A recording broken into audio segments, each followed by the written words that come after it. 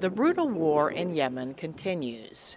A Saudi-led coalition, supported by the U.S., has been fighting Houthi rebels backed by Iran since 2014, when the Houthis seized the capital. Civilians, particularly children, are bearing the brunt.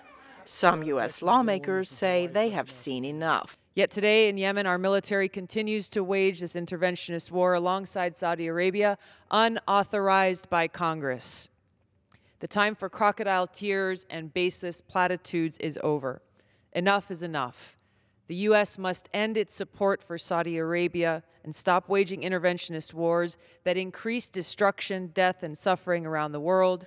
But Defense Secretary Jim Mattis defends the Saudi-led airstrikes. On Yemen, we support our partner Saudi Arabia's sovereign right to self-defense, and we recognize the end of the conflict requires a political solution. And both State Department and Department of Defense are working closely with the UN Special Envoy Martin Griffiths in that regard.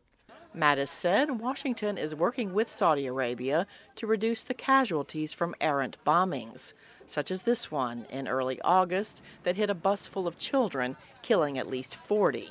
Congress has given Secretary of State Mike Pompeo until September 12th to certify that the coalition is taking steps to reduce civilian deaths.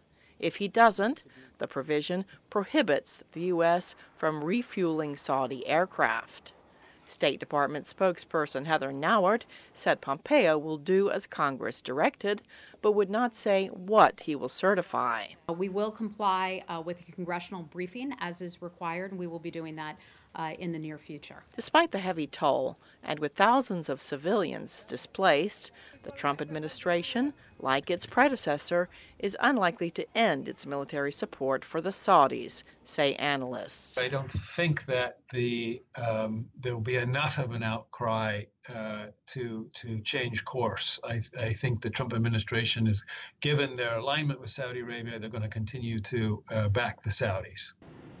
Schmidt said pressure is not likely great enough to make the U.S. stop supporting Saudi-led airstrikes because the American public has been too distracted by so many other events to pay close attention to Yemen.